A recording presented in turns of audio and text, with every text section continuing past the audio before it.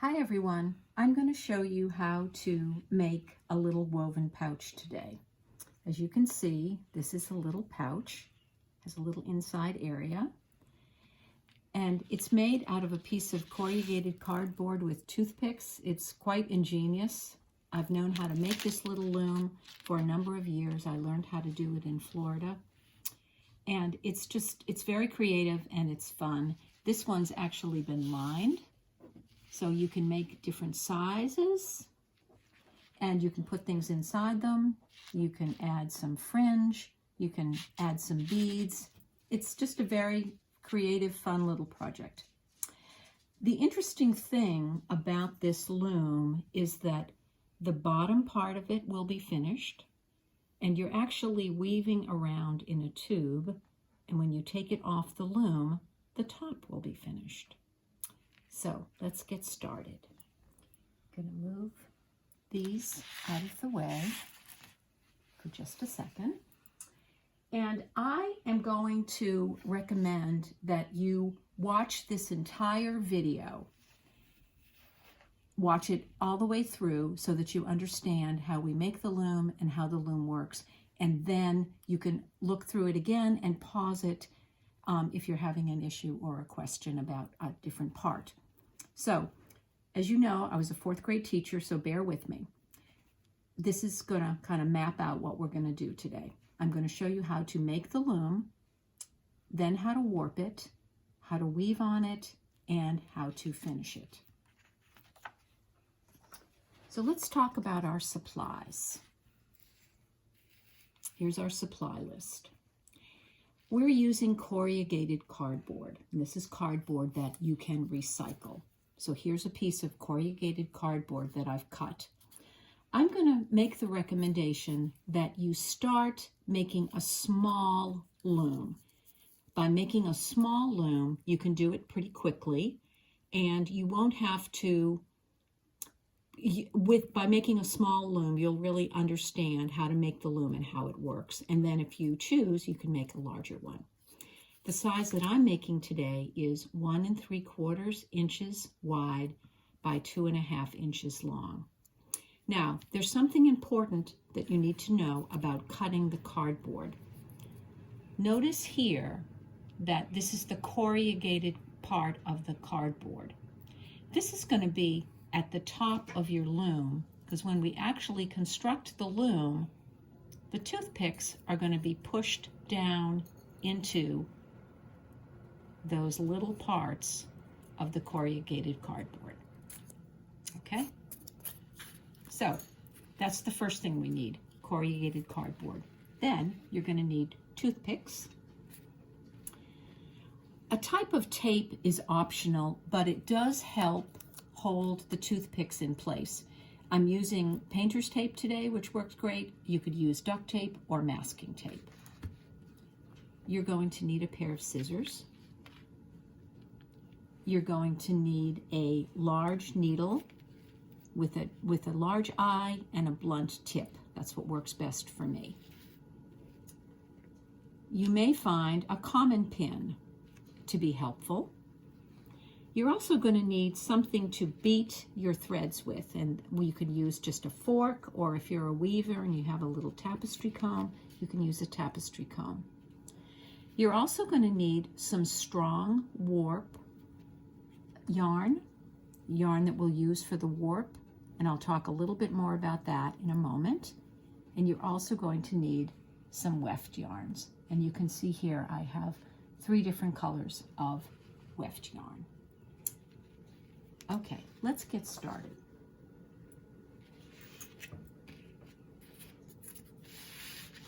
I'm going to take my little piece of corrugated cardboard, okay? And what I'm going to do with the tape, I'm going to tear a piece of tape, and thinking of this being the top of my loom, I'm going to put a piece of this tape over the top of my loom, and I'm going to fold it over. Now again, this is optional. What I have found though is that the tape tends to hold the toothpicks in better. Now just take the little pieces of tape, if you have a little bit of overlap, and just fold them down. Okay. Now what I also find helpful is to take a longer piece of tape, and I'm going to put it right at the top of my loom. Just line it up, the top of the loom like so, and then just bring it around. It'll hold those little edges in and just make it nice and secure on the edges, on the sides, okay? So now we're going to start constructing our loom using the toothpicks. I'm going to take a toothpick and I'm just going to press it down through the tape into the loom. Oops, that toothpick, can you see that toothpick split? So I'm going to maybe turn it around that way. Any kind of toothpick will work. And one thing that I will mention here is that this little loom can be used over and over again. The one thing that you might want to do is add another piece of tape at the top if the toothpicks begin to slip. Don't worry that the toothpicks might be a little bit irregular. They don't need to be perfect. You know, the nice thing about this little loom is that as you weave it, it will come together and be finished. And so you can get away with some irregularity in the toothpicks, the position of the toothpicks. Okay, that's what your loom looks like. Corrugated cardboard, tape, and toothpicks. This is what I'm going to use for warp today. And if you're a weaver, you know that one of our tricks for testing the warp is that we give it a little tug. This is a nice, strong cotton warp. I'm not sure if I mentioned this earlier, but this is a nice project for an experienced weaver or even for a person that's never woven before. So the first thing we're going to do is we're going to tie our warp thread around one of the end toothpicks. It could be on the left or the right, it does not matter. And I'm just going to tie it on with a single knot.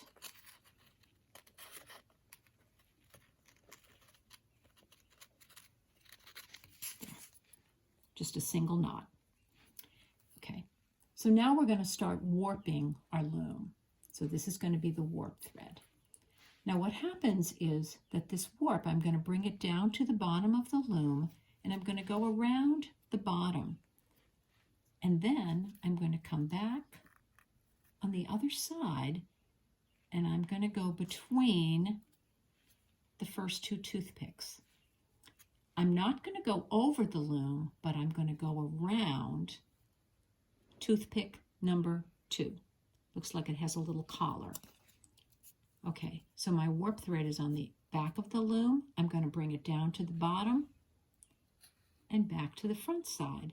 And again, I'm going to go between toothpicks number 2 and number 3, and I'm going to go around toothpick number 3. And I'm going to continue doing that all the way to the other side. Going around the toothpicks, not over the top of the loom. Going around the toothpick, coming down, going around the bottom, up, and around the next toothpick. So I just have a few more to go.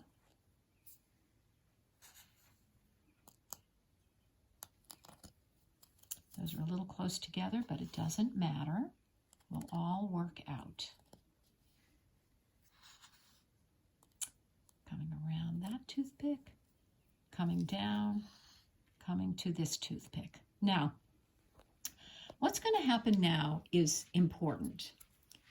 This end, I'm actually going to start weaving with this yarn.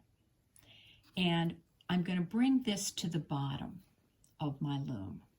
And this is where, if you have a little common pin, try to pierce that warp thread and then take the pin. Be careful you don't stick your finger, but tack. You're tacking that thread to the bottom of the loom right there. Now, a couple of important things are happening. This is going to give you an odd number of threads, and that's important to when we weave. So I always tell people to start weaving with that same thread that they warped with. So I'm going to cut off, I have about 20 inches there. Now I'm going to thread my needle and I'm going to start weaving. Now again, don't worry that there's a lot of space here, because as you weave, you're going to be going around and around and around, and when this comes off, it will have integrity. It will form a little pouch. So I'm going to hold this with my hand, and I'm going to start weaving by going under, over, under, over, under, over, all the way across. I'm going to pull that through, then I'm going to finish going over, under. Okay, I'm going to take my little fork, and I'm going to beat this down right to the bottom. And I'm going to look to be sure that I went under, over, all the way across. This is your foundation of your little pouch, so be sure that you have this correct. Now, when I started here, could I have started by going over that warp thread? Yes, I could have. Doesn't matter. Now, another important part. I'm going to turn this little loom over. Make a note. See this last warp thread here? I went under it. I'm going to go over this one. Over, under, over, under, over, under. Whoops, my thread came out of my needle. Let's do that again.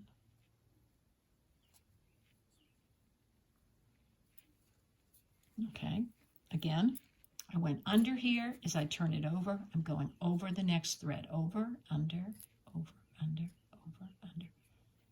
All the way across.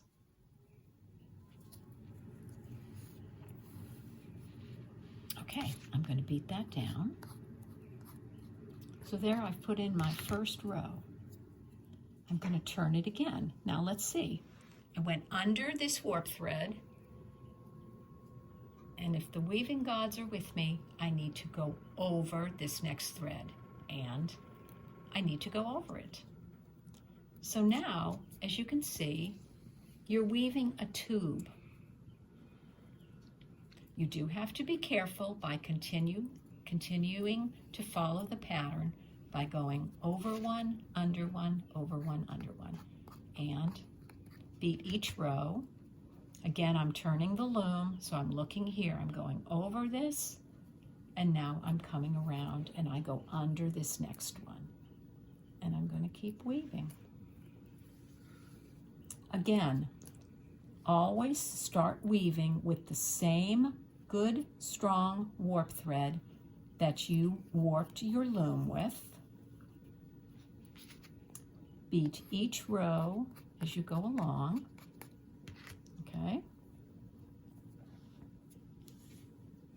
And continue weaving under, over, all the way. I'm going to do a couple more rows here, and then I'm going to change threads, and I'm going to show you how to do that.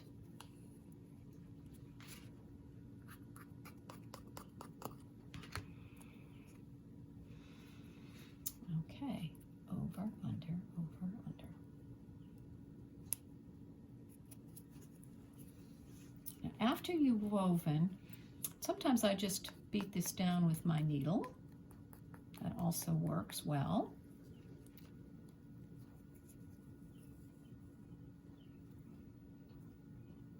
So let me show you what it looks like at the bottom. Here's the bottom.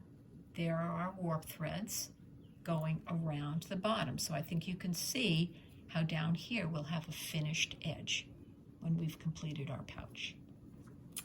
Okay, so let me do one more row here, and then I'm going to change colors and show you how that works.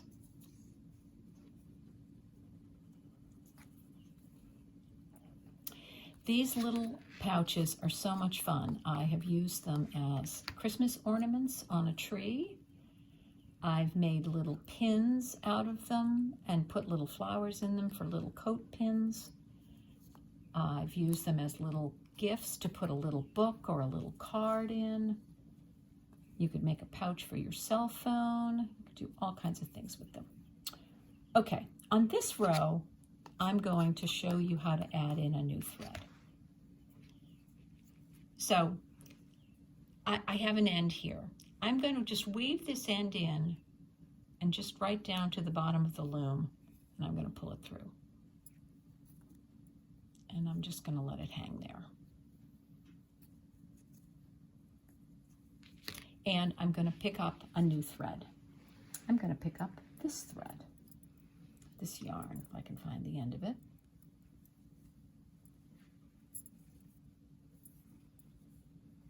Sorry about that. There we go. Taking about 20 inches, and this is a thicker yarn.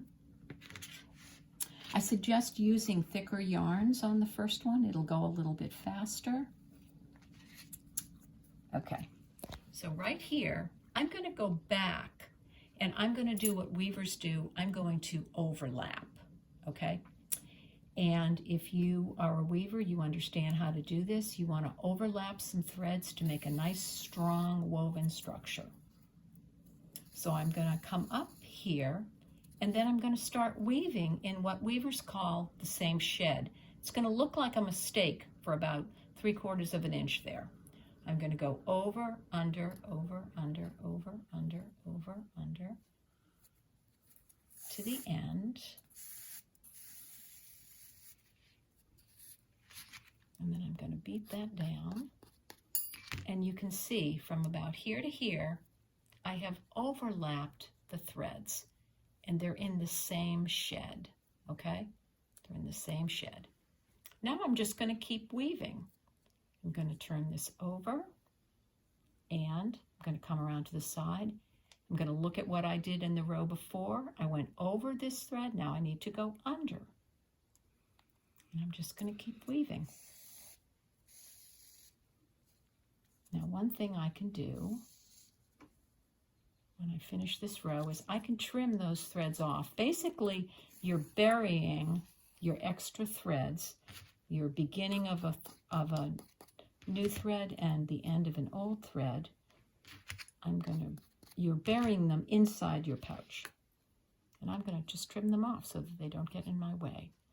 And whenever you bring those scissors close to your warp, just be careful. You're just cutting off those ends. Okay, and I'm just going to keep weaving. Round and around and around. And remember, when you're all done, as you can see, you're going to have a finished edge to your pouch at the bottom and the sides, because you're going around the sides.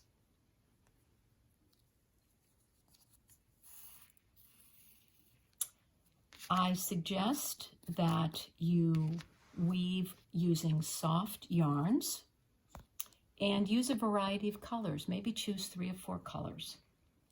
And think about weaving a pouch that has little stripes.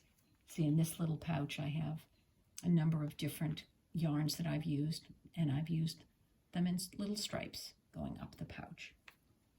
You don't have to do that, but it is a suggestion.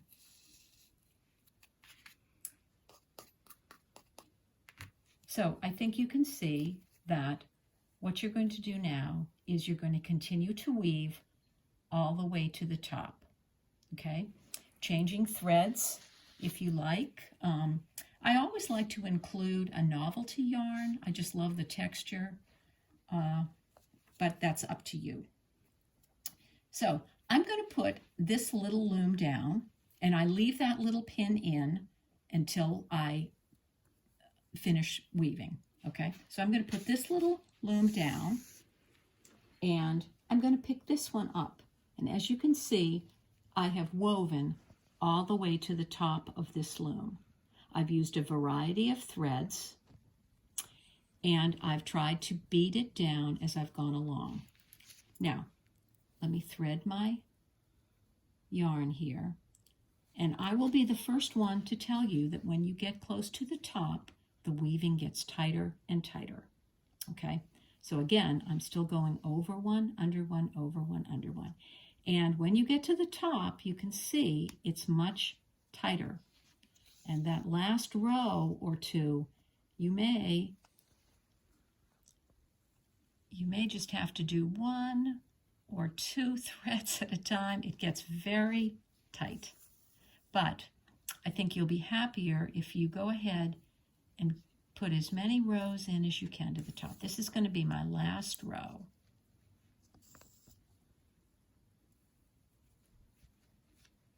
So you've just been weaving in this manner all the way to the top of the loom. I'm going to go through that one. You could use a smaller needle. A smaller needle would definitely help. Okay, I'm going to turn it. I'm going to come around over here. I went under, so I'm going to go over, under. This is going to be my last row, and then I'm going to show you how to take your weaving off this little loom. And I will mention that try not to pull your weft thread too tight as you're weaving, because if you do, it will be harder to get it off the loom. Okay, I'm going to come right over to this side. Okay, now notice that this was the knot that I tied at the very, very beginning. I left an end there, and it was kind of in my way, so I took a piece of tape and I just taped it. So now what I'm going to do is I'm going to put my loom down on a flat surface like this, and I'm going to pull the toothpicks out one at a time. And you will notice that you have loops at the top.